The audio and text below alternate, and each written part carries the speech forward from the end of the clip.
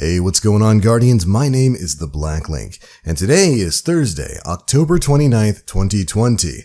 You know what that means. It's time for this week's issue of the Bungie Weekly Blog, This Week at Bungie, the last one of the month of October. We are almost to the full release of Destiny 2 Beyond Light, and this week we got a lot of really cool information about this incoming expansion. First and foremost, if you missed it earlier this week, Bungie put out a documentary. One of their famous video documentaries was about 15 minutes long. It covered a lot of really interesting new narrative information about Beyond Light and exactly what we're going to be doing throughout that season and the seasons following it. We know that the first season coming up in Beyond Light is going to be titled Season of the Hunt. And it's going to have some pretty interesting returning characters, shall we say. If you happen to miss any of the information that was released earlier this week, we do have a video covering all of that stuff here on the channel. I'll have a link to that down in the description box below.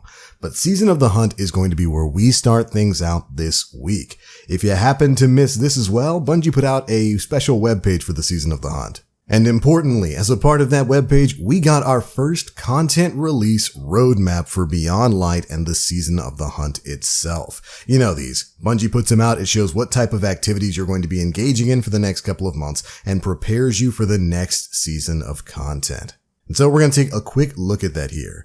Of course, first off, we get to see what's going to be free to play for every player of Destiny 2 and what's going to be limited to Beyond Light owners. For Beyond Light owners, you'll get access to the Beyond Light campaign. You'll also get access to the Stasis classes and the incoming Salvation's Grip exotic grenade launcher quest. Now, the rest of this stuff is going to be free to play for all players. Everybody's going to get access to the new Europa destination, the Cosmodrome experience returning, new seasonal armor, exotic weapons, a new strike added to the playlist, new lost sectors in Europa and the Cosmodrome, 100 plus seasonal ranks. Of course, the season pass doesn't end, boys. That's always going to be a thing.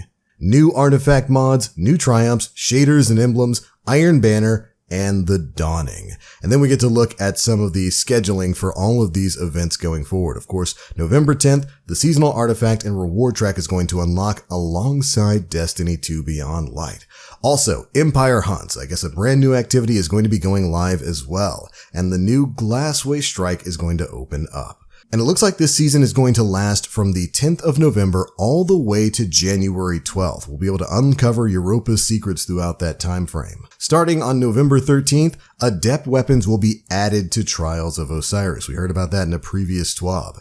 Then, on November 17th, the seasonal mission for Season of the Hunt is going to begin, and Wrathborn hunts will begin alongside that.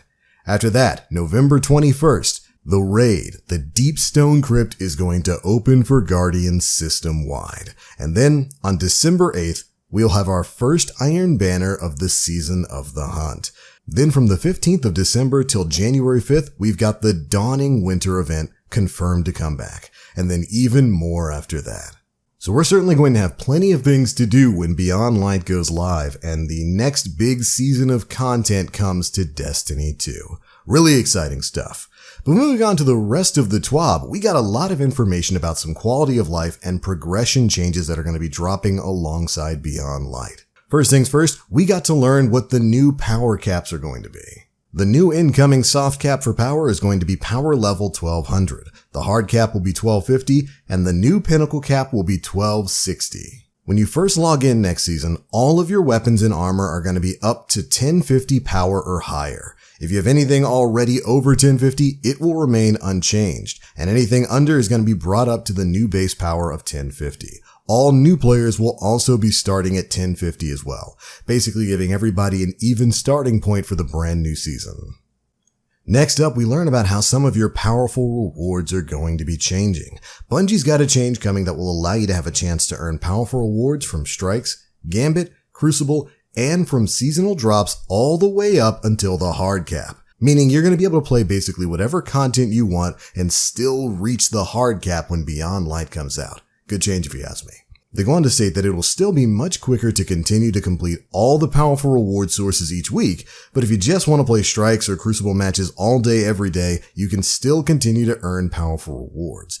This, again, is great. Right now, of course, we have our powerful engram drop sources each week. You go, you run your strikes, you go and you do your 4 games of Crucible and all that kind of stuff. That is going to persist moving forward. But also, when you're running these playlist activities, again, strikes, Crucible, Gambit, that kind of stuff, you just have a chance to get a powerful reward drop. You veteran Guardians out there, your ears are probably ringing right now because you might recognize this is the system we had way back in Destiny 1, where you could just continue playing games of Crucible and getting powerful drops.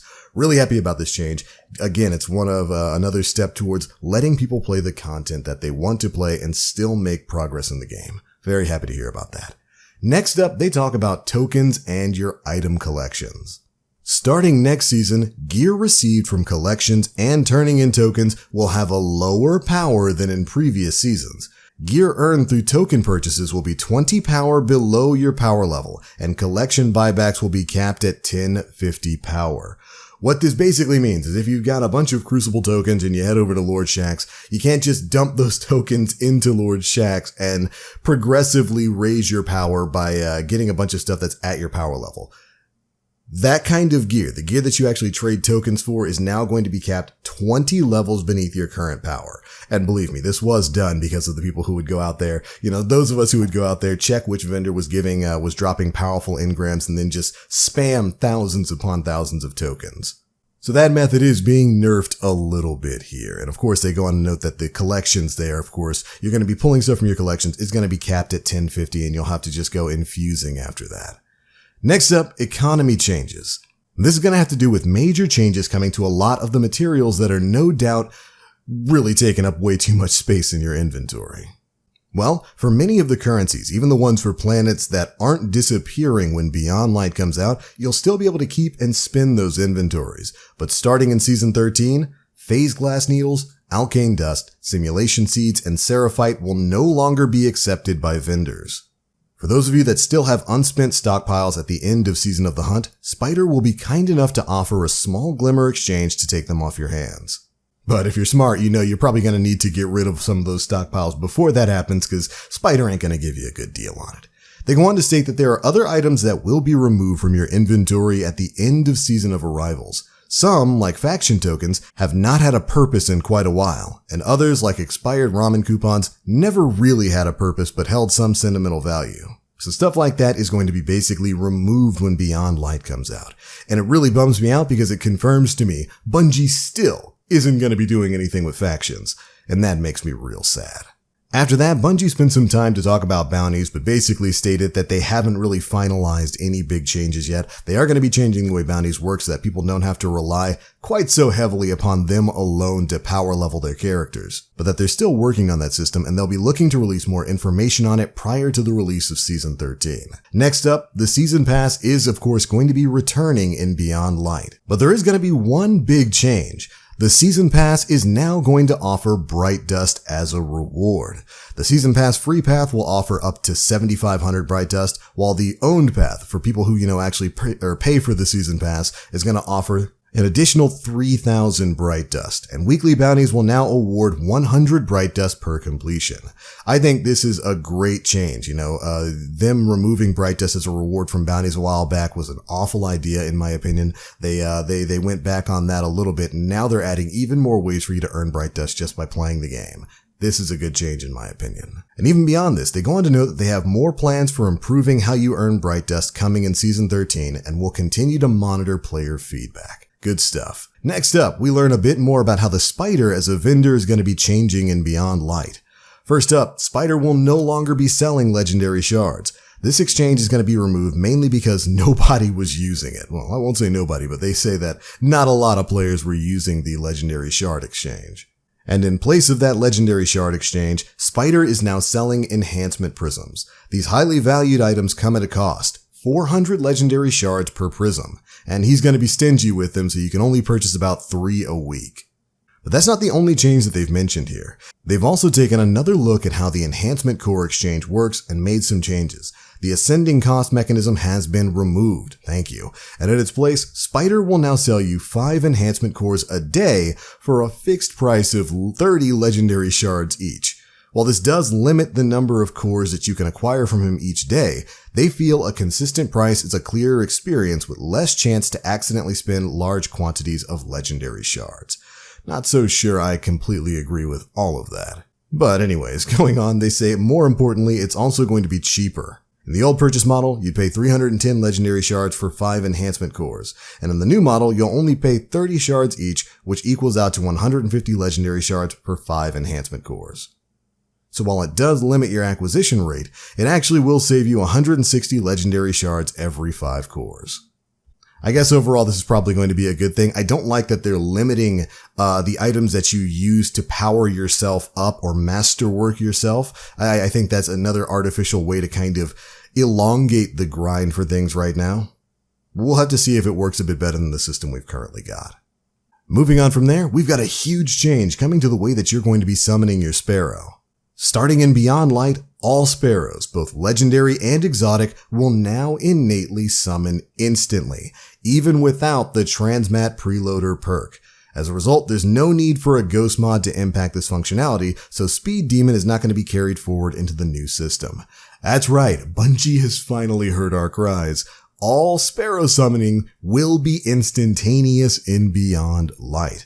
Now, if you're already driving around a Sparrow with the Transmat Preloader perk, you can keep using it and it'll work just fine. Or you can pull it from collections again and get 2 entirely new perks. Newly created Sparrows will no longer roll on Transmat Preloader. So you have a chance to get yourself an extra perk and still retain that instant summon speed. And again, this is a fantastic quality of life change. It's something we have been screaming for basically since Sparrows were introduced way back in Destiny 1. So very happy to see we're getting that major change in Destiny 2 Beyond Light. Alright, and last but certainly not least, of course, Eververse is going to be seeing some minor changes. Starting in Season of the Hunt, Bright Engrams will now contain all Eververse content from Season 1 all the way up to at least 3 seasons prior to the current season.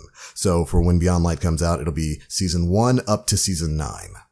Of course, excluding some of the items from content and special events like Festival of the Lost and The Dawning. They finish this up by saying engrams are going to be weighted towards granting you things that you might be hunting. So it looks like there's going to be not full dupe protection. They say that as you get more bright engrams, of course, your chances of getting duplicates is going to rise, but the engrams themselves will be weighted to at least try to get you something new. It's not going to be a guarantee though. Great change if you ask me. That adds a lot of stuff to the bright engram loot pool that you might not have seen for quite some time and maybe didn't get a chance to earn when they were initially unveiled. But alright Guardians, that is it for the biggest bits of news to drop in this week's issue of the Bungie Weekly Blog. This week at Bungie. Some really big quality of life changes there. I am a little bit bummed about the whole vendor change thing with the gear you get from vendors being 20 light levels underneath your current light.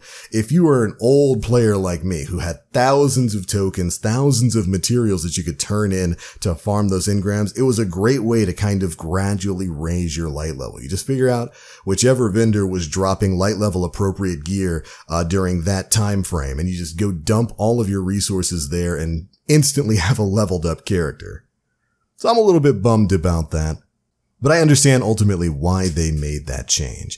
And I'm going to keep my, I'll still be keeping a lot of those resources to farm for some new roles when Beyond Light comes out. But anyways, that's the news and those are my thoughts. Be sure to leave me yours down in the comment section below. And if you enjoyed the video, feel free to drop a like, make sure you subscribe and hit that notification bell to stay up to date with all the latest stuff we're putting out. But I'm out for now. Thank you all so much for watching, and as always, I am the Black Link. You Guardians stay frosty, and we are getting oh so close to the release of Beyond Light.